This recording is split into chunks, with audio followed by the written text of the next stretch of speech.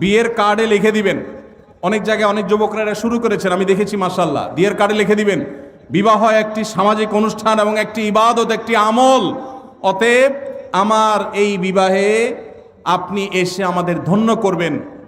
অনুগ্রহ করে কোনো উপহার উপঢৌকন আনবেন না, আনলে সেটা গ্রহণ করার ব্যবস্থা থাকবে না। কলিজা আছে? কার কার কলিজা আছে হাত তোলেন দেখি। আল্লাহ আমাদের তৌফিক দান করুন।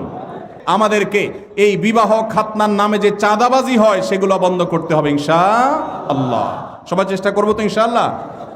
আরেকজন যদি মনের কষ্ট নিয়ে একটা হাদিয়া দিয়ে যায়, একটা হাদিয়া দিয়ে গেল, একটা ডিনার সেট এনে দাওয়াত খাইলো, কিন্তু তার মনের কষ্ট আছে। গরিব মানুষ বা মধ্যবিত্ত মানুষ অনেক কষ্ট করে, নিম্ন মধ্যবিত্তের মানুষ এটা কিনছে, কিন্তু আত্মীয় স্বজন দাওয়াত না দিলে মানে গেলে না গেলে মানুষ থাকে না, সে নিয়ে আসছে, মনে খুশি নাই। নবী সাল্লাল্লাহু আলাইহি সাল্লাম বলেছেন, লা ইয়াহিল্লু মালু ইমরিইন মুসলিমিন ইল্লা বিতিবি নাফসি।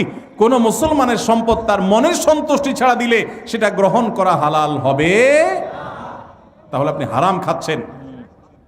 আল্লাহকে আমরা ভয় করব।